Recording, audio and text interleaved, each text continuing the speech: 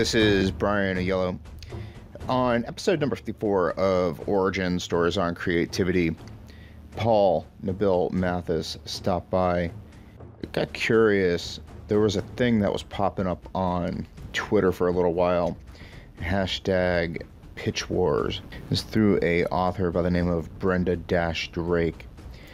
Get mentees and mentors and people get together and basically just hash out their marketing strategy, and people can get publishing deals and agents and things of that nature. And I just got curious. I mean, it seemed like a lot of people that I was familiar with were getting in on this. So Paul was kind enough to stop by and discuss his experiences with it. Basically, it sounded like he got a stronger sense of marketing with this particular stratagem. And we had a great conversation about it. It sounds like his novel's done. He trimmed at least 20 or 30,000 words off of it, and he's contacting agents. It's a great conversation. You know, there's going to be some good information in the notes about not only the pitch wars, Brenda-Drake. If you want to look into this later on for yourself, please do. And his website and Twitter information will be in there as well. Otherwise, here's Mr. Matthis.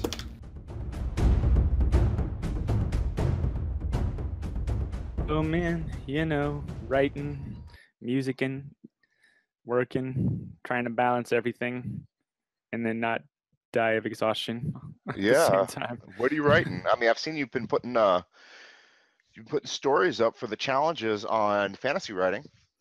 Yeah, I've got 2 completed short stories. That one is like first draft status, one is like second draft status. And the second one is the one that you actually helped me with, the Purple Prose Radiation one that I actually submitted. Results for that are in, I think, 5 days. But yeah, mostly, and there's a third one that I've outlined but haven't written yet. But 2 out of those 3 are all based on Reddit challenges. So yeah, I'm doing this short fiction every month too. I really like it a lot. Yeah, if nothing else, it's like it it breaks up the querying doldrums with like actual creativity and stuff. And I did just get a new music composition commission, so that's always for you. How does that work? I mean, that's like actually in Los Angeles, at least. That's my main creative output, is composing for less video now, more like live performance. So it's like theater and dance and stuff. So I get gigs like that, maybe like a couple times a year. So at least you have that. I mean, that's like you're actually looking for that. Yeah, exactly. I mean, that's what I have my degree in and all that. I mean, I've always kind of incorporated music and storytelling. Like, I actually wrote a musical. I think that we talked about it last time. Yeah, I think so too. But it's just kind of like, actually took a picture of, was it the musical that you wrote that I put on your graphic? Oh, I think that's right. Lunatic Sun. I think so too. So yeah. So basically, I'm basically always kind of with one foot in both sides. So, but it turns out my actual the one that I got the degree in was the music side. So like that's kind of professionally, creatively, the thing I get more often. The trying to get published stories is new. It's very interesting to me that you went music and then you're doing creative writing too. Yeah. Why would you do that to yourself? I mean, you're kind of successful in music though as well. It's like you're good at that, and you get money with that. People want to pay you to do that, and then you do this other thing to yourself, which is basically beating your head against a brick wall where there's a bunch of people that are trying to do it too, and they're not necessarily they dilute the water kind of in a way. Yeah, I mean, I tell people that people are ruining us, man. They ruin our reputations every time they say that they're a writer. Man, that's true. I tell everybody that both music and writing harden your skin, and in extremely similar ways. So it's like, and in a lot of ways, I mean, the process of trying to get published is the same as trying to get a record deal. So, I mean, now when I get rejections in the mail or whatever, it's just like, okay, sure, moving on. I know, like, it just blows right over me because I'm just so used to it from music for like decades. Yeah. So, you know, it all kind of applies the same. But So the thing that you were doing on Twitter, and I was Pitch Wars. trying to, what was it called? Pitch Wars. Pitch Wars. And was that strictly through Twitter? Pretty much. It's actually technically through it's kind of there's a someone named Brenda Drake, and she has her website, and she is just like a saint. And just, you know, it's in a way all these contests and stuff is it's a type of marketing for the authors and stuff who participate. But also, I mean, it really is just them like really trying to help out younger people and help out agents and stuff get connected. So technically it's all kind of run through her site. That particular one is like, it's like there's others like DV Pit, which is full Twitter, or Pit Mad, all those. But then Pitch Wars um, is actually all done through her site, and then Twitter is just kind of where the community lives.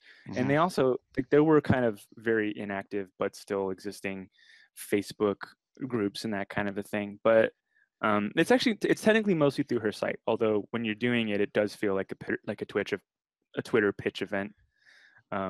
Try saying that 10 times fast. Right. But yeah, so it's actually mostly it's brenda-drake.com is the site, and there's also a Pitch Wars site, but I think he was having like technical difficulties or something. So mostly I just dealt with my Brenda brain, Drake man. It's like I'm writing this down and I'm forgetting it. It's Brenda.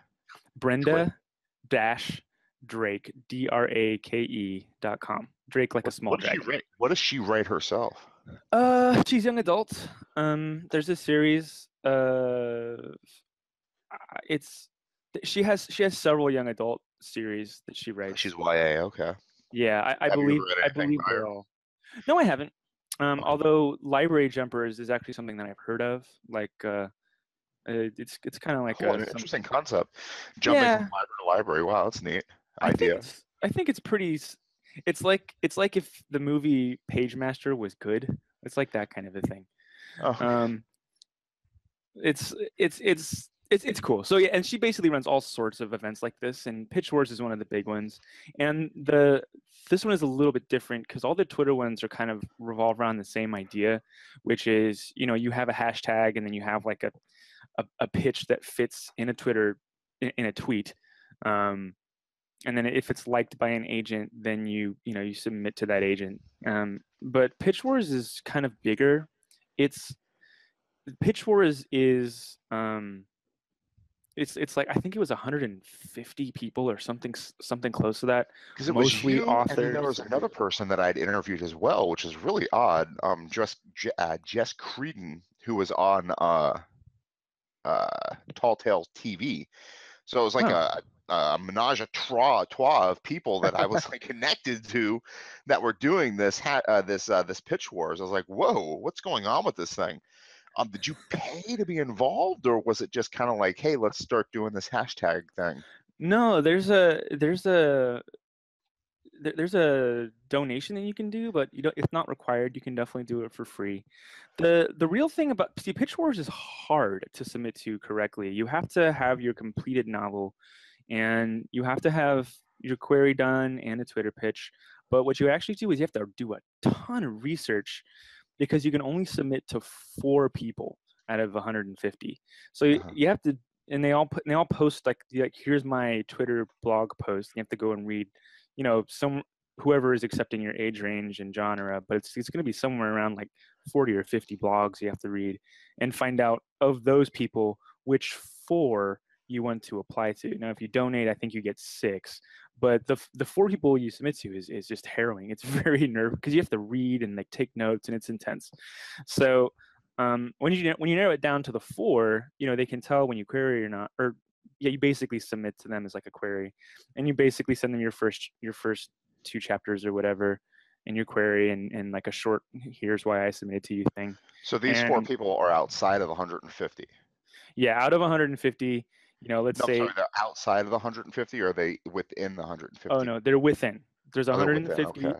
Mostly early authors. It's mostly who they are, and they're just, for whatever reason, they know Brenda, or they want to inspire more people to like read their own books, or they just want to help out, or whatever. And of those 150, you have to narrow it down. So usually it's like there's 3 age ranges. So you know it's gonna be about 50 who are like taking your age range, like adult, young adult, whatever. And then of the 50, you then have to read 50 blog posts and say which one of these 50, which 4 do I want to apply to. So you have to narrow it down to 4 out of 150. Wow, you have to read 50 blog posts. Dude, it took like a week, like just 50 reading blog them. posts is impressive. It's so many. You start getting it kind of soon. Like I started having like this this algorithm. Like, okay, how quickly did they mention romance? Okay, too soon. They're out. Okay, you know what I mean? Like, you can't just do all of it. But Wow. it was a lot of research. And then in the end, you submit to 4 people, and it's very personal.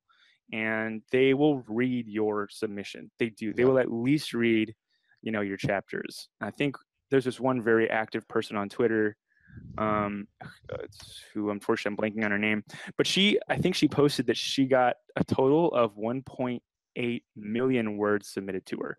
Wow. You know, and we're just kind of, you know, it was just insane, you know. And so yeah, so when you submit, the next step is whether they request Is this a person who writes fiction, or she just reads fiction? they write it too. A lot of them kind of just take off from writing to participate in this event. I It's wouldn't like, even do that. I wouldn't do that. yeah, Forget about dude. that. That's not something that I It's would want to do I wouldn't want to do this. Would you right, want to do exactly. that? So you have to. I mean, me, I don't think so. Right? I really There's got to be don't. some kind of benefit to that. I mean, Well, I'm a person that wakes up at 2 o'clock in the morning, like rubbing my hands together, going, "Okay, guys, let's finish the story today. Let's write another story. Let's figure out what we're gonna do. Let's edit this yeah, podcast.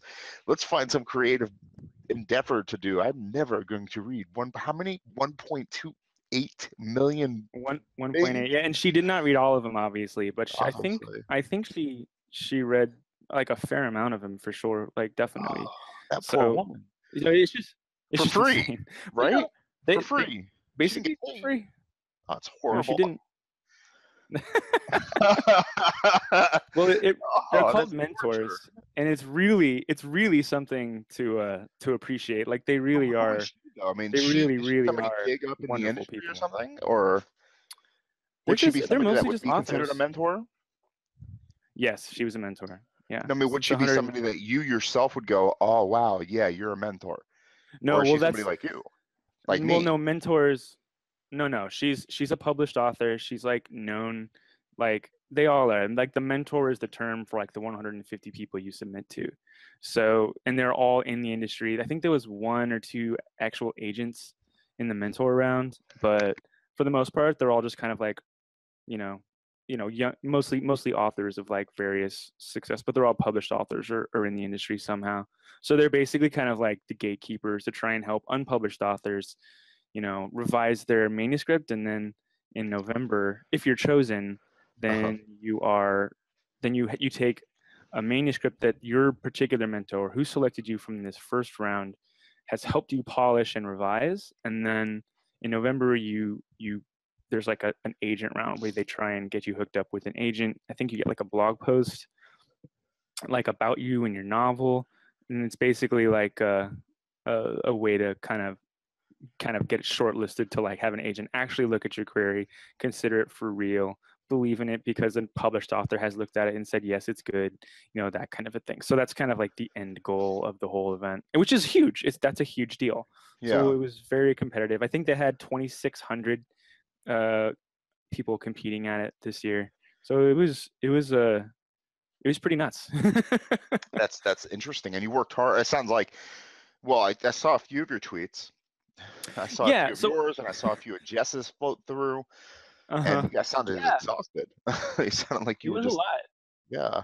You know, so I did actually, they don't really want you to talk about it too much if you do, but I did get a full manuscript request, which at that point, um I kind of stopped talking about it a little, because they specifically asked you like, look, if you post too much, oh hooray, I got a full request, and like makes other people feel bad and that kind of a thing. Yeah. So I actually stopped tweeting about it as much. She and I think I ended up in like a pool to one of the 4 people I submitted to. Um, I was in a pool of about 11 other manuscripts, and I ended up not getting chosen, but I did get a general feedback email, which was really valuable. And of course, you also just make like a couple hundred new book Twitter friends, which totally helps. And That's awesome to have those people. I mean, it's just for a networking. I mean, first of all, the feedback email was really helpful that I got when the whole event was done. But then also just kind of as networking and kind of being in the loop and like publishing on Twitter and stuff is also really helpful. So, this is not the first year, obviously, for Twitter, not Twitter Wars, what's it called? Battle tweets. No, it's pitch wars. Pitch wars. The war of the pitches. I'm worthless after 8 o'clock. It's like my brain just decides to shut down. Pitch Wars, it's not the first year though for it. No, it's been around for a few years for sure, and it grows every year. I don't actually has anybody ever popped out of this thing? Oh yeah, they've actually they have numbers on it, but people definitely get published from Pitch Wars. It happens every year more or less, so it's an effective process for sure. And actually, a lot of the people who sign up to be mentors are a handful of them are people who got published because of Pitch Wars. So they're like the people who kind of came up through the trenches and then got published that way. So it's definitely we're not really even talking about indie anymore. We're talking about traditionally published with a house at that particular point in time. Yeah, exactly. Traditional publishing. That's fantastic. Like so you're going to participate next year, or are you actually looking at a new world now? Well, I actually I think I don't remember how long ago I talked to you, but it was a while ago. I mean, you're like one of my first guests. I know. I think it must have been like May. I don't really remember. But when I first talked to you, I had just started querying, and it was back then. My novel was 150,000 words, and it was pretty intense and difficult process. But basically, kind of as a result of my beta readers and a couple of strangers through Reddit, and then the feedback email I got after Pitch Wars, I kind of figured out a way to cut. Basically, I cut out 2 other storylines to make it all the same storyline. All right. Location, even though it's still multi POV, but it's the same storyline. So I now have it's now down to 95,000 words, which is a perfect size for a first novel. Yeah, exactly. And I actually I took a break from querying most of the summer. I think my last one was in June, and then basically like within like a week or so after Pitch Wars was done, I sent out some more queries. I sent out 13 more queries with a new length and new query, and I actually have gotten a full request since then. Oh, so, fantastic! That's gotta feel good, dude. Yeah, I freaked out. Who are you querying? Are you querying agents? Or are you querying publishing? Are you publishing houses? I have not queried a publishing house. I've done a couple of small presses, but that was actually kind of back before I really knew what I was doing. I stopped doing publishing houses because I think ideally I'll get an agent and that it'll go from there. So right now I'm just querying agents only. You might want to look into Mark Lawrence. Do you know who he is? He's a fantasy author. Yeah, I've seen him around Reddit actually. He does something called the SBF. What is it called? The blog off. Is he Broken Empire? Is that him?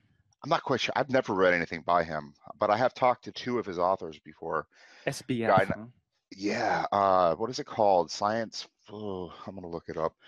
Talk to 2 of his guys. They win contests and they get known. Like they pop and they get published. One of his dudes, Jonathan French, I've had a conversation with him, and his novel got picked up by Penguin. And he's getting traditionally published. He's going from independent to traditional. Let me see. SPFBO, SPF. Yeah, something. there you go. That's what it is. There. Self-published fantasy blog off contest. Yeah, wow, that's exactly what it is. That's a thing right there. I'm not sure if you'd be interested in doing that though. Do you have to self-publish first? Is that the idea? I don't know. I've not done anything with it. I obviously have my one novel, and I did the querying of the agents and was getting nowhere. So I Yeah. figured that I would just go ahead and throw it up on Amazon and see what happened, which was nothing Mm. because I don't know how to market. Yeah, I don't either. That's why I don't want to do that. And there's a lot of agencies have rules about whether they do or do not take self-pub, which most of them, it turns out, don't. So I'm just, My theory is, I mean, yeah. it doesn't matter. I mean, change the name of the novel. What are they going to do? Was this ever published? No. How do you, are you sure? Uh-huh. Yeah, I guess so. I mean, it's, if you search my name, definitely it comes up on Amazon as an author from the Champions anthology that my Reddit story is in.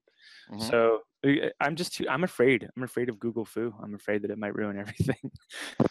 I mean, I guess I could do it under honestly, I pseudonym. mean, if you develop an audience and you become so important that you can make them money and nothing matters, right? Oh, that's certainly true. I mean, that's how Andy Weir did it with The Martian. Was Exactly. he couldn't get published, and it just kind of all exploded when his And blog was that I have a good. feeling that what you're doing with short fiction is the way to go anyway. I think so. I think because short fiction is kind of like it's a really those magazines who publish those things, like they really look at your story and they don't care what your previous is. Exactly. So if you And can they have get, an audience. and they've just got a built-in audience, And exactly. they're making money. And if they're making money and they have an audience, that audience is going to follow you to Twitter and they're going to build you up. Right, And exactly. and if you have a novel, those houses are going to go, well, shit, he has an audience. They'll come to us. Yeah, exactly. That's my So current theory, anyway. I definitely, part of the reason that I was doing the short stories is because you've stressed it so much last time we talked, and I was like, oh man, Brian's right. I do need to be writing short stories. So it's I mean, like, it helps with chapter development too. It helps with character development, language development. yeah, It helps with the definitely. poetry of the language. That's what I find. I'm writing this novel now, and I feel like I'm just not doing that thing that needs to happen. Short fiction for me is wonderful because you have 5,000 words. Mhm. Boom. You have that deadline. 5,000 words. I have to cut it off. Now I'm floating in space. The infinity of possibilities are around me. It's like, now what? You could Yeah, just write forever. it's real tough. I It's totally real agree. tough. Yeah. Are you writing something for this month's challenge? No, I'm not doing it this one actually, because I got the commission, so I'm taking a break for this month. What's the commission's did you say it was a musical or just a Yeah, musical yeah. piece? It's actually a theater piece, but it's not a musical. I'm just doing Okay. backing music for an experimental theater piece. It's about death. It's super dark. That's nice. Yeah. Can you go into detail about it? No, because I actually I'm helping them develop it. So they're actually going to use my music as inspiration for the piece. But Oh. basically without getting too intensely into it, the person who's producing and directing it had a real intense suicidal phase, and came out of it with like basically all these drawings and poetry and crazy self-discovery things. And I actually I can do some pretty disturbing music. So she knew my dance stuff and hit me up and was like, hey, you want to help me just make some weird conceptual shit? And I was like, absolutely. We did me and Chris Heron did Terry Pratchett last night for Mirage, which is my other Awesome. podcast. And obviously he has the death character. So you said you did Oh something yeah, for I've them. read an incredible, and I've read almost every Discworld book. Did you? I can't get into them. I really Yeah, can't. I don't understand almost why. everyone. 41. It's like Shakespeare to me, man. Really? Is that is Yeah, that I just am obsessed. It's like a Shakespearean Well, they're author. not for everybody. Yeah. They're not for everybody, but they're definitely to me like that level of good for sure. I think it's just stylistic. Some people just can't take satire, Mm-hmm. you know, and like stupid puns, which there are plenty of like one of stupid my favorites. I love Vonnegut. Yeah, I don't know. Yeah, I don't know then. Maybe It's not maybe forced the urban myself to do fantasy it. thing isn't your bag. Yeah. What's that? It also depends. I mean, like, which ones have you read? The Color of Magic. 60 pages of it. But do you know like which storyline it was?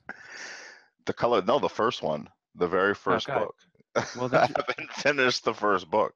has no I one warned picked you up the to first book twice. never ever start Discworld with the first book. It is That's not what a I good told book. many times, but it says number one on it. Nope. No, The that's a rule is number problem. one, man. You gotta start with number one. That's a terrible plan. And now you know why.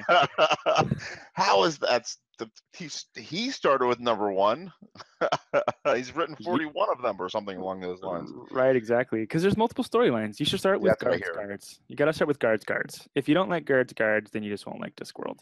But that starts the Vine storyline, which I think most, you know, males, straight males in our age category, or that's by far the one we like the most. The death ones are like really good too. It's just I'm so intrigued by the death, obviously, because death is yeah. like I'm really intrigued by death.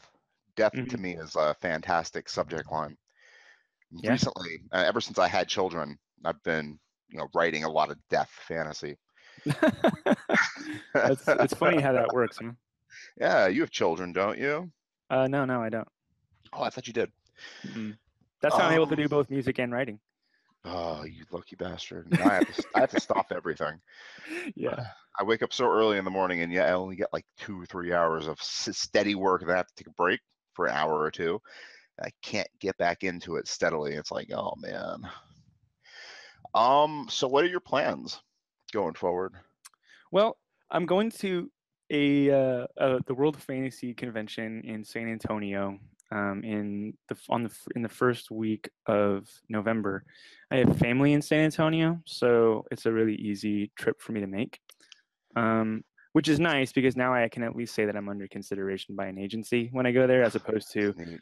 hi, I'm a completely complete noob who has no creds whatsoever. Um, That's and tough, isn't it? Can I ask you, how old are you? I'm 35. Okay, yeah, we're about the same age. I mean, that's always so tough because you feel like you're old, right? Don't you? Yes. Yeah, Yeah, I feel like everybody always feels like they're old. yeah, it's like I'm so old and I've accomplished whatever you've accomplished, and it's like, well, I'm not whatever your goals are yet.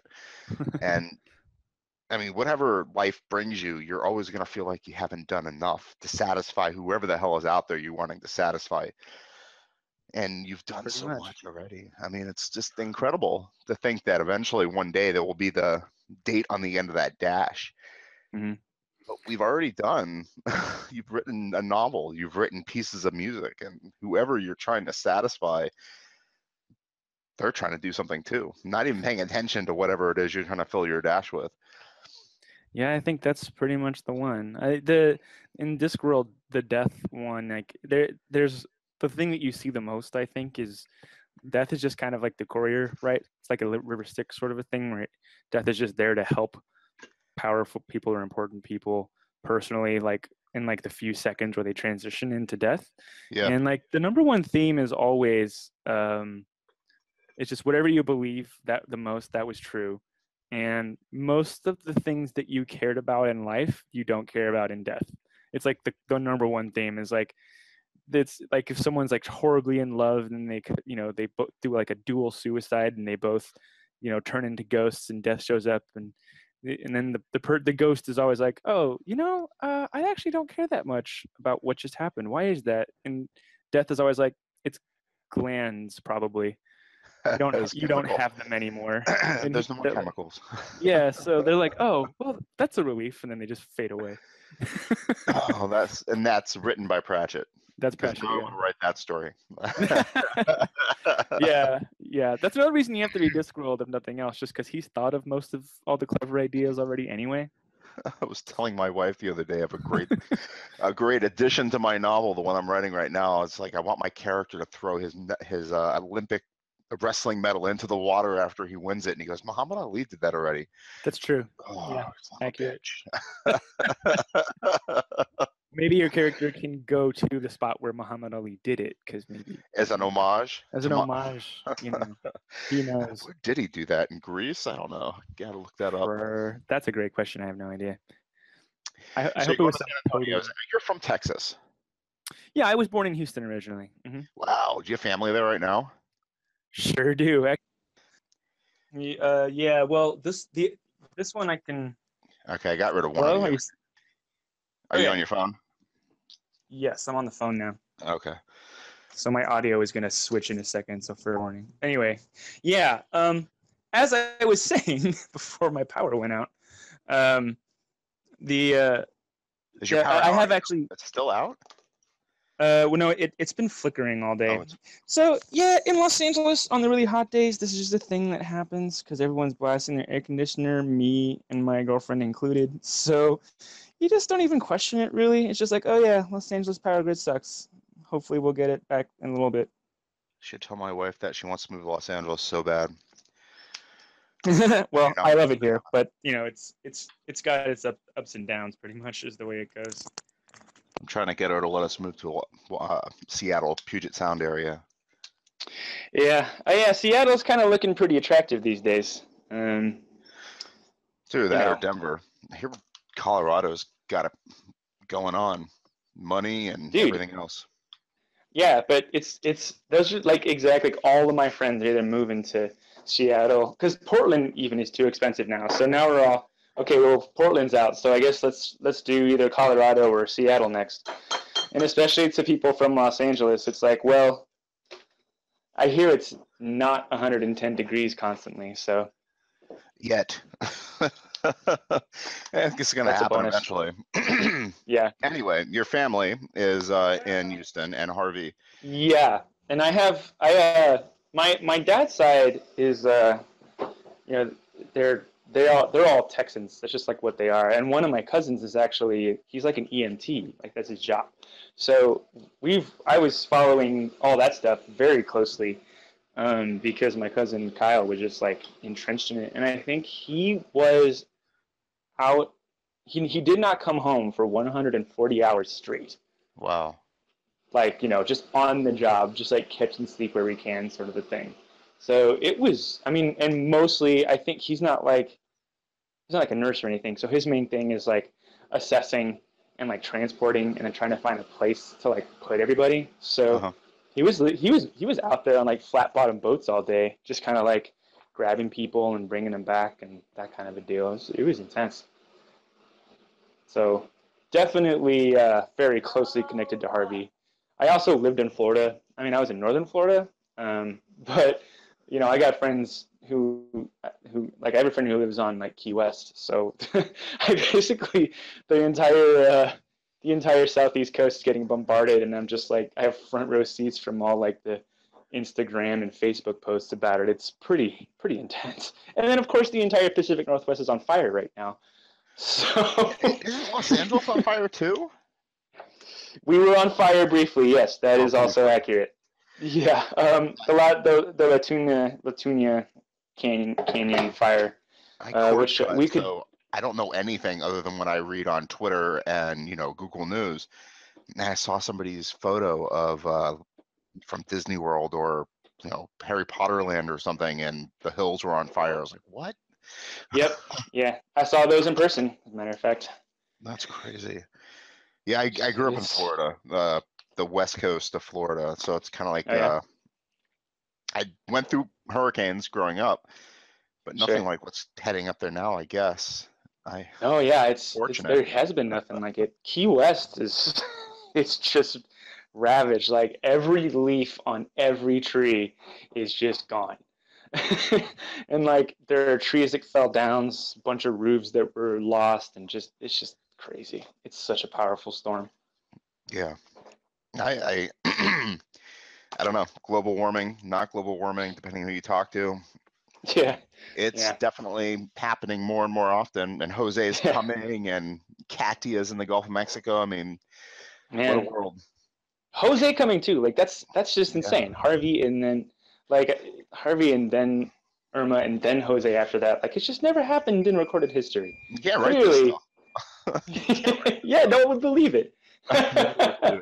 The 3 hurricanes. I mean, they're just destroying everything. Yeah, and the earthquake in Mexico, 8.2. And yeah, that's actually the one that has the Californians scared the most. I wanted to talk about your website because it was gorgeous. I don't remember was it that nice last time we talked? Definitely not. I've been working really hard on that actually, and thank you. like my day job is in web and tech and stuff. So Oh, it is. yeah, so I'm a little bit better, a little bit better than the average bear at that kind of stuff. How did Definitely you, contracted. how do you get a music degree and then get jobs in tech? It's actually directly related. Like a big part of being a musician is is self-promoting, and just so happened that my stepmom is a graphic designer and web designer. And so she turned me on to WordPress is like just a bazillion years ago before anybody else was doing it. That's a And self-hosted one.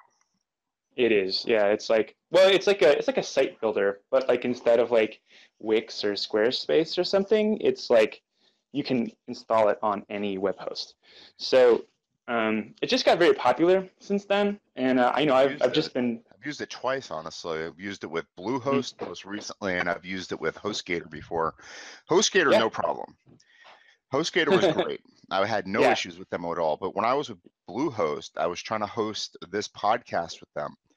It took a real long time to get it going. And finally I did. I was so excited. I finally got, every headache was eventually I found an aspirin for it. And when I was able to get my files onto the website, somehow, and I think it's because I borrowed software from friends, Mm-hmm. quote, quote, quote, I was, I was bringing something with me. And I don't know, man, I was bringing hundreds and hundreds of gigabytes of data with me as well. It was just filing in with my everything. I load this one podcast up, and hundreds of gigabytes would just flow into my Bluehost, and they would shut me down. They would shut me down. They would have to every single day. I would have to call them, and they would have to restart my website because they shut me That down. sounds like that's a nightmare. It was a nightmare. I have no clue. Now I'm on .com again. Yeah, which is fine. Who cares? It's so It's all the ugly, same. man. Have you seen my website? Have you checked me out? It's so awful. No, I haven't actually. I can't do anything. I mean, I'm basically like a totem pole of my stories are on top. I try to I try to keep the podcast down near the bottom so that, they don't float to the top. And I have fiction because, obviously I'm a writer, Yeah. not a podcaster. So I try to keep the stories near the top so people know who I am. And yeah. it doesn't matter. It's so awful. It's just so bad. Yeah. Plus, you guys, man, you get such a beautiful website. It's so gorgeous. I just clicked. I clicked your what is it? Your link in your Twitter account. It's like, boom! There's a gorgeous picture of something. I can't remember what it is right now, but it was gorgeous. It was wonderful. Oh yeah. I been building sites for a long, long time, and every time I build a new one, it's like a fun project. I'm not that great of a designer, but I am good enough at it where building a site is actually fun instead of a nightmare. So so that's kind of where it all comes from. And that particular site it's really because I actually provide it I link to it in my queries now, and I provide it to any new beta readers I bring on, and they can it has like a glossary and like maps and stuff. So. And the music, there's music posted on it. So Well, where was it's it? a lot of fun. This is not the site that I was looking at, was it? It depends. On orksong.com, Okay. that's the one. And if you click on all the links on the bottom, there's like music and pictures and maps and stuff. You can the links are all on the bottom. But that's for some reason on your Twitter, it's not connected. It's different. No, I am. So I have the paulmatthis.com and I have orksong.com, and I'm actually not really linking them up right now. I'm mostly just using the Orksong thing as like promotional, when I send the link to people. I'm not really publicly posting it yet because the book hasn't been published yet, so it's not something I'm I'm pushing like publicly too much yet. So whose art is this? The art is I actually tracked down the original artist who is he's just like a Korean character designer, but he had actually uploaded this to it's some WoW thing, World of Oh yeah, I Warcraft. remember us talking about that. in May. It's good. Yeah, It's yeah, and starting. it's amazing. And I actually tracked him down and tried to add him on Facebook just to kind of get his, get his permission. But it was uploaded as kind of like fan art, which is, and it was like tagged as like Creative Commons or whatever. So as long as I'm not using this site for for selling stuff, then it's allowed. But as soon as I start, like, if I add a link to the book or anything like that, then I'll have to get different Could you pay him for the picture? different art. Yeah, well, I actually tracked him down and tried to add him on Facebook. He's not really online at all, but he has an old DeviantArt. But he never got back to me. So I would happily pay him for it if I could. He doesn't seem to care. And this music is yours. The music is mine. Yeah, just a bunch of mostly just a bunch of, like, scrappily recorded little ditties. I got a couple of friends playing on a couple of them, but That's so neat. yeah, it's mostly just I think it's like 18 minutes of music now, more or less. That's cool. Authors Yeah. don't do this, man. I don't do this. Yeah, well, it's like I'm a world builder. I've always built worlds, and then writing is like, well, I guess I put stories in the world, sort of a thing. Yeah, So, I think you do something more than just world building, though, because you're filling it with actual characters. And not only that, but you're finishing the stories.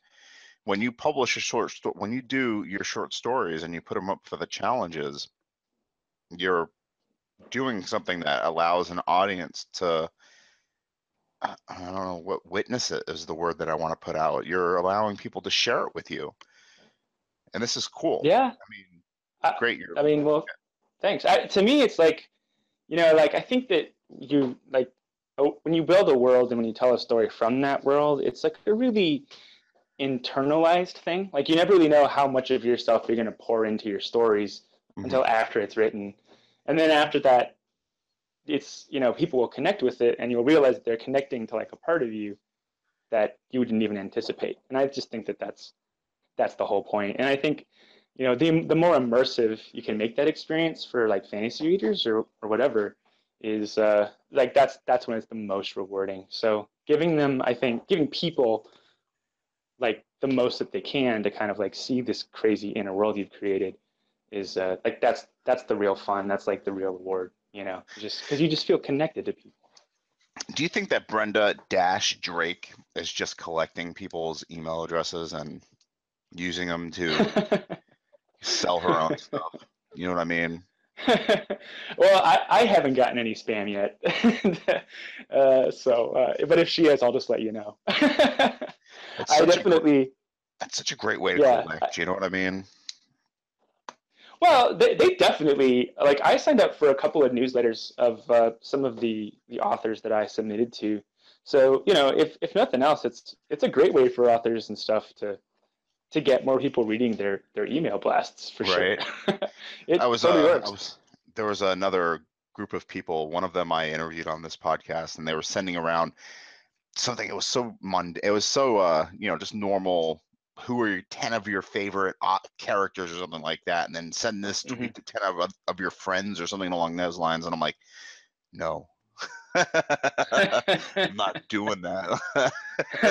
I can personally vouch for the fact that I have not received any additional spam due to pitch wars. So it's got my stamp of approval. I'm such a skeptic. I don't trust anybody. Well, actually, I'm only here to get your email address. I forgot. I guess the jig is finally up. It's my what's it called? It's my Reddit handle, just without the underscores. voyage@roadkill.com. Oh, nice. Well, now the world knows, dude. I give it out to anybody. Everybody can know it. And as soon as I start getting spam, I close it out and I start a new one. That's why I think the Frogger 494 one, which I gave up because I could not find anybody's email through all the crap that I used to get into that email address. I was losing interviews because they would be buried in crap. And it wasn't like through spam that I was getting through, giving it out. It was just all the crap that I was getting beforehand. Like, why am I using this email address? Dude, yeah, you gotta. Sometimes you just got to refresh. You know what I mean? Yeah. Well, this email address has been around. I decided to start using it, even though it does make me feel like a little bit of a weirdo. Voyageofroadkill.com. Voyage of Roadkill. Who uses that? Anyway. Apparently, people are very obsessed with death. Yeah, that's true. Or Frogger, the video game. That's actually really, this is the moment where I understood the connection. This was the moment. I never got it before. Man, what was I going to ask you just now? I don't know. Are you writing your second novel? Are you working on your second novel, or are you just stuck in the idea that I finished my first one and I'm just going to sit and look at it on the pedestal of? There are several ways to answer that question. The most direct answer is that I had my second novel more or less outlined in as much as I can outline anything. I had that, and then when I cut my novel down, basically down to 2/3 its previous length, I had to throw that all out the window. So I actually have my first scene written in the next book, which hasn't changed, will never change, if I can help it. But I no longer have the same. I had to throw out my whole plan because it's envisioned as a trilogy, so at least. So I had the whole thing mapped out. I had already started to dip my toes into starting book 2, and then the revision process of book 1 has made me completely rethink book 2. So that's where that stands. I have also I have a basic scene list, actually a very good scene list for what I have for a prequel, which may be a prequel or maybe a webcomic, actually, or maybe both. So you want to stay within this world. You don't want to deviate from it. You want to stick within Orksong. I do, yeah. But also, I also had just outlined a young adult novel that's completely in a new world, and that's really nice. Yeah, because it's like I just get like, one thing I've noticed about on Twitter and Pitch Wars and all these things is there's a lot of young adult agents and publishers. It's just a huge world. It's crazy. Everybody's trying to find that next J.K. Rowling, or who wrote pretty much. Who wrote the pretty Katniss much book? What are they called? I can't remember. The what book? The Katniss book. Oh, Hunger Games. Hunger Games. Yeah, they're trying to find. I mean, they want that stuff. Unfortunately, I think the world is filled with people who are like, "Damn it, I should have found that thing. I'm going to find the next one." You know what I mean? Yeah, the next California, exactly. the next 49ers. They want to be the one that finds the next one, as opposed to something brand new. The next it's actually really cute, like, to watch the agents, because agents are always like, just be yourself and don't jump on trends. And at the same time, they're always posting like, does anybody have any solar eclipse themed novels? Because that would be so great right now. And it's just like, dude, last week, bro. That just happened. You're like way behind. Anyway, it's so funny. It's kind of, publishing is weird. There was oh dude, this is horrible actually. Remember when the tsunami hit back in 2004 or something like that? There's the Boxing Day tsunami, you mean, right? Yes, the Boxing Day tsunami. Okay. Was that 2006? No, it was 2004. 2005? 2004. Is it really that long ago? Oh my god. It was a really long time ago. Anyway, yeah. Go ahead. But everybody was trying to write a tsunami story. No kidding. Everybody was trying to write a novel about the tsunami. Of course they were. Oh my god, this is so horrible. And then I thought about it for a second. I was like, no, I can't do it. You know who won? The dude who wrote the tsunami story 6 months before the tsunami actually happened. That's the guy. Of course. The guy who wrote the eclipse novel, knowing that the eclipse was going to happen a year before the eclipse happened, had it on the bookshelves as the eclipse was actually happening. And then he was just talking about it. That's the dude who was benefiting, not the guy who was like, oh, you want an eclipse novel? And then a year from then, he wrote the novel and it's like, I got that novel you wanted. What novel? Exactly. You wanted on Twitter. Eclipse happening. So maybe that dude will benefit when the next one happens. Yeah. Prepare for the 2025 one or whatever. Yeah. 7 years from now, I've got that novel. That's What's funny. the next thing that'll happen? I don't even know. Well, hopefully not a giant earthquake in Los Angeles. Man, I have a friend on Twitter right now who's saying that will happen. That's horrible. Yeah, that's what I'm saying. We're all thinking about it. Yeah, it has been a very long time. 8.2. Will Los Angeles survive? That's why I don't want to move there. That's my biggest fear. We're kind of bursting at the seams. There's no jobs. Rent is expensive. If you don't want to move here, that's fine with us. No offense. No, it's I don't very want crowded. to. Believe me, it's not me. I'm telling her I do not want to move there. The temperatures are way too hot. I do not like blue skies. I like rainy. I hate the people here. First off, nobody wants to pay attention to the stupid traffic laws.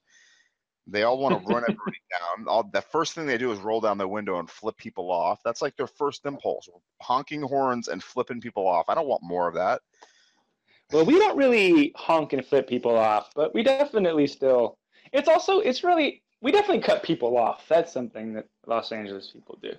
Traffic and just like nasty attitudes. And plus, the place I would want to live is Venice Beach, and that's where the tsunami will hit. So, true. It's not happening. Yeah, you have to I can't afford to live there anyway. It's too expensive. Yeah, that's so weird. That place, when I first moved here, that place was like the slums. It's crazy that it's expensive now. Right? It's just crazy. That's where I'd want to live. And what is it? I don't know. Seattle's expensive too, man. You can't live there either. It's impossible to live in Seattle. You have to live outside. You can't even live in New York. It's like you have to live way outside of New York. It takes an hour. Yeah, so like envision like a world where like you write a book and it sells at least as well as like Name of the Wind, and you get like $4 million. It's like, where would you build your house? On stilts. Good answer. On rock, someplace in the atmosphere, away from everybody. Yeah, somewhere above the pollution. When I was a kid, that would be my fantasy. Just away from everybody. It would just be floating, and nobody could ever get to me. Nice. Yeah. They have to go through like a series of like obstacle like physical challenges and like flamethrowers and swinging axe blades just to like visit you. So they really want to see you. No, I would come down to them. Nobody could visit me. I see. Yeah, exactly. Thumbprint. Scan. So you're not writing the second one right now. You've got an outline. You're one of those dudes, huh? Well, like I said, like I'm trying to be more of an outliner, and I tried to outline book one and completely, utterly, horrifyingly failed. I deviated from it almost immediately. I'm trying to be better about it this time, especially since now I have the world fully developed. I have the characters, so I'm hoping that I can at least get like a loose outline done. I actually, because Orksong was the first novel I've ever edited to the point. Most of my novels have been first drafts and that I abandoned. So why do you do that then? You have other novels that you could go back into and work. Yeah, I totally do. I don't plan to, but I could if I really needed to. The real reason is, I have too many new ideas, so I'd rather work on those than try and save old ones that aren't very good. I have like one or two other ones that I think could be pretty good novellas, but their concept wasn't really enough that they warrant the full book. So that's so interesting. I've got the novel that I'm working on right now. It's like 60,000 words, and I want to be done with it so badly. I just cannot freaking wait to be done with this stupid novel. And it still needs an ending, right? It still needs a dumb ending, and I'm like stuck on a rewrite right now that's just never going to end. And then I've got like a list of novels that are just equally as annoying that I want to finish as well. I cannot wait to get annoying is the right word. Annoying. Every freaking story is annoying. Even the short story that I'm working right now is annoying. Yeah, totally, man. But just like a good idea to begin with. Like, oh, I can't wait to start that story. And then like when they're 3/4 of the way done, it's like, this is annoying. I hate this story. I want it to be done with so bad. Yeah, I want to start something new. I want a new story. Damn it. It's like a relationship that it's like an old relationship that just won't end. It's like, why? Why? No one knows why. They're just there to bug you until they're done. I asked this person out. That's why. That's true. Yeah, now they have all the power. It's all about chemicals to bring it back around to that. Exactly. Glands. Damn those gonads. 100%. 100%. Death will know. Death will tell me. Didn't matter. Yeah, man. Check out a novel called Reaper Man. That's a really good death novel. Might like that one too. Reaper Man, who wrote it? It's another Pratchett novel. Oh, okay. Is it fit the other one is yeah, it's a Discworld novel. It's like, I think, the second death book. The first one's pretty good. It's called Mort, but the Reaper Man is like an actual good novel. There's another one also where he kills Christmas. It's good stuff. Oh, there's also... Is that what's it called? Yeah. Hoggerman? Hogfather. And they make that they made that into a movie, right?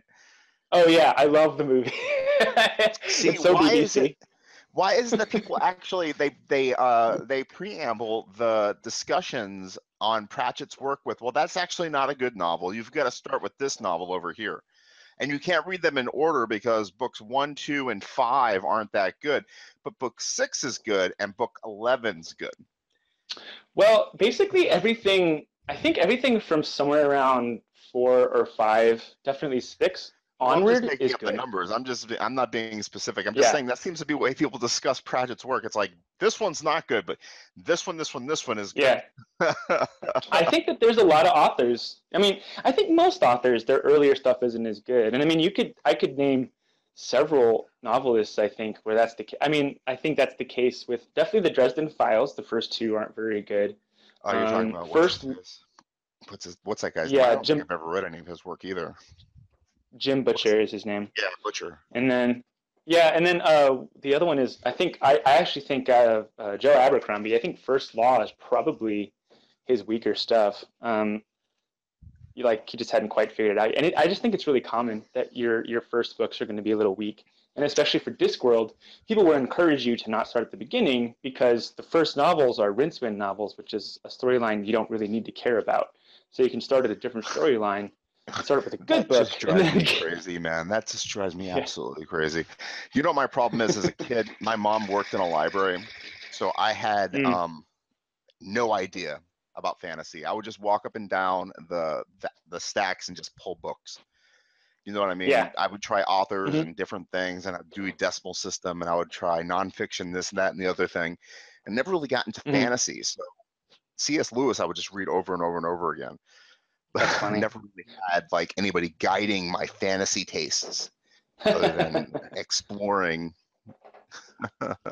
Totally. Yeah, mine. I was literally. I mean, I grew up in like a swamp outside of like distant Houston in Texas, so I pretty much was the exact same thing. But the library was basically one of my babysitters because both my parents worked, and I was the same way, but with the Tolkien shelf. I would just start at the top and go whatever publication order, Tolkien, this. Because once you trust an author enough, then you can go back and go in publication order. So after you've read The Hobbit and Lord of the Rings, then you can go back and read like all the weird shit he wrote for his kids and whatever, you know. I guess it was Anne Rice, man. I guess I read Anne Rice over and over and over again, and Stephen King and Dean R. Koontz. Dean R. Koontz was like, I love Dean R. Koontz. Oh, nice. I've never read anything by Koontz ever. Oh, really? I've read Anne Rice, obviously. Yeah. But the Vampire Chronicles was the best. The idea of living forever with vampire powers was just the best thing. Except I love food. Yeah, it was a thing, huh? I didn't like the idea of not being able to eat. And it was like, it would depress me that I wouldn't be able to eat pizza. You know what I mean? The idea with a life without pizza was just really horribly depressing. I agree. Not one taco again for the entire rest of your life. Oh, that's one reason moving to Los Angeles would be the shit. Mexican food. Oh, dude, that's true. We have really good Mexican food here. We have a food truck walking distance from our house that we hit up every week. They're friends of ours. It's super cheap. It's delicious. Oh, it's just the best. Well, my wife does say, let's move to Los Angeles. She mentions fruit trees. She wants a lime tree. She wants an avocado tree. And I think about burritos, which we don't have any good Mexican food up here at all. Like, they don't want to move up here. And if they do move up here, they get treated like crap. Yeah, that's the problem. Yeah, there's no lineage at all. They're by themselves, unfortunately, so they really have to struggle. But down there, I guess, there's a lineage, so they can have, they can invest in restaurants and stuff like that. So yeah, of course. It's just they're Californians. It's just part of the culture, for sure. That's awesome. That's something to think about. Yeah, it's a thing. Yeah, it's the burrito. So like, it's just so funny. My brother, when he lived up in New York, it was just so funny because my dad made a comment at some point. It was like, do you really want to spend $5 on that? It's like, yeah, that's an entire Five Guys burger. Do you really want to like spend that on it? And I was like, well, that's funny because I say the same thing, but that's an entire food truck burrito, so it's just like the regional difference. What item of food does $5 mean to you? It's so funny. There's this magazine. Oh man, I can't even remember what it's called. Now it's horrible. It's a free thing that you get on the street every once in a while. And the list, like the best burgers in New York City or something along those lines. And this last time they listed all the best burgers in the city, and like 5 of them were corporate places that should never have been listed, like Burger King or Five Guys, or oh my god, it was horrible. No legit places. I mean, New York used to be a food town, and I guess you can go and you can get your Michelin star eatery, and there's very few of them anymore, and there are not many good pizza places, and there are not many good anythings, to tell you the truth. Yeah, that's true. My brother was in Albany, and I had way better pizza in Albany than I ever had in the city. Like, the tradition was alive in upstate, but I wasn't so. And New York nothing itself here, man. was. If you came and visited, and you asked where the hell's the best pizza at, bro, I'd be like, Brooklyn for one. I would send you to Brooklyn. Yeah. My wife would send you to Brooklyn. Go to Brooklyn. Go to Coney Island. There's a place out there. That's where it's at. There's tons of places in like East New York. Otherwise, the answer is 2005. Yeah, 2005, before Bloomberg fucked everything up. Bloomberg just messed everything up. Took our trans fats away. Jerks. A bunch of jerks. How dare you trying to make us healthy? We want to be fat, we'll be fat. Well, at least you still got the best apples in the country. No, I guess we do. We went apple They're picking. really good apples. What a bag of apples costs? Like $50. What? Amazing. We have something that grows, so of course it's going to be expensive. Barf, whatever. We actually do have a fruit tree too. We have a guava tree in our front yard. Do you really? Guavas? Yeah, it's actually it's hilarious. There's like sugar and lots of fiber. Dude, yeah, we make like guava syrup out of it. It's delicious. And actually, this is really funny thing. There's actually several just herds or whatever of animals. It just that live in Southern California because of Hollywood. Like Coyotes. They just had a movie in some 30s. They just brought in a bunch of weird exotic animals and then just let them free. It's totally a thing. So if you go to Catalina Island is just off of you can take a ferry there, and it's got buffalo on it because they shot a western there like 100 years ago. So funny. And there's actually the wildlife of Los Angeles is brought in for the movie industry. I love it. Yeah, and they just left them, and if they can survive, then it's well, now they just live here. So there's actually a flock, and everybody who's not West Side knows about this. It's a flock of fucking parrots or something. Yeah, they're green parrots. Oh, I've heard of the parrots. They're so loud. They are so loud. And this fucking flock of stupid birds, God knows how long, they just came from some movie, and they love our guava tree. They love the guava tree. So there's just a month or two, every year, just the birds just eat all of our guavas, and it's this huge fight to keep our guavas long enough to use them for something. That's amazing. They wake us up in the morning. The avocados, they grow rampant too, and they just drop to the ground and rot. Pretty much, yeah. We still pay a bunch for avocados most of the year, and then there's once or twice a year I think they actually fruit. And if you know anybody who has any type of avocado tree, they'll just give you a bag because they grow like crazy if you actually have a tree. Oh, they only fruit once every I think it's twice. I think it's twice a year. There goes that fantasy, man. 4 times? My girlfriend says 4 times. But you get so 4 times a year you'll get like 1,000 avocados. So And they don't freeze. I've tried that before. You well, can't freeze them. yeah, no, not so much. You got to eat them. That's why people give them away, is because they're really hard to keep, no matter how you look at it. We actually went to a campsite one time, and it was like just a couple hours north of LA, and the campsite literally had a grove of avocado trees next to it. It was literally just like a grove, and there was like exactly as you're describing. They're just like hundreds and hundreds of avocados just rotting on the ground. It smells good either when they start rotting. I think it smells about what you would expect. And a rotting fruit. Lots of sugar. Yeah, but they're eaten by a lot of animals, so we figure it out. Avocados, very important part of an author's cuisine, actually. You can just open up an avocado, eat it with some lemon juice, and get right back to writing. Shit. They really are. They're really good when they're nice and ripe. Nothing more disappointing than cutting into an avocado and learning that it's too hard to eat or has gone brown. Or if it's one of those ones that has a pit just the size of the entire fruit and there's nothing. Here. They're so expensive. They're so disappointingly expensive. And Hawaii, I've been there recently, and they are everything is expensive on Hawaii. Everything. That's fruit, true. which you would expect is cheap. It's not. It's extremely expensive. Yeah. Very disappointing. True. What have we got to look forward to from you? Anything? Well, I'm not doing a story, so I'm not going to have within this. Sorry, no, go ahead. I was going to say there's no story from you this month, so I can't vote for that. Accurate. But I think on the 5th, I'll hear back about the short story at Purple Prose. Do you know anything about them? I've seen them around. They advertised on the science fiction writers last month, and then I saw them do that this month for fantasy writers, and I actually have a radiation story. That's why it stuck out for me.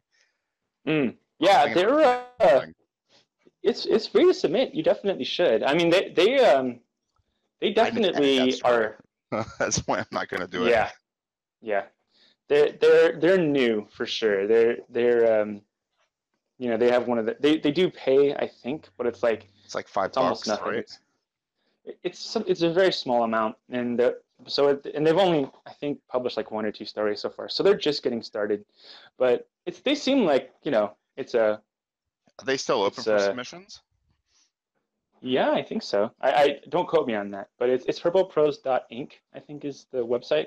I'll check it out. I do have a story that I would love to work on and send it out. I want to get more stuff out there. Like I said, I talked to you in May about it, and I'm very bad. I'm horrible because I don't like the black hole. You know what I mean? You send stuff out and it disappears. You don't know what happened to it at all. It's not showing up in print, but it's definitely not. You're not getting either. The other one that I'm really I have several short stories, but 2 of them I quite like. The other one that I have on my radar is the Clarion Sci-Fi Workshop. Are you familiar with that? No. Yeah, it's something at UCSD, which I've been there several times because it's just Southern California stuff. I did a performance there a while ago. So I like UCSD. It's close to my house. And they do a sci-fi fantasy short story workshop. I think once or twice a year, and they're going to open up for submissions in fall, I think, like when the new school year starts. So it's going to have to happen. So I'm planning on submitting 2 of my short stories to them too, which I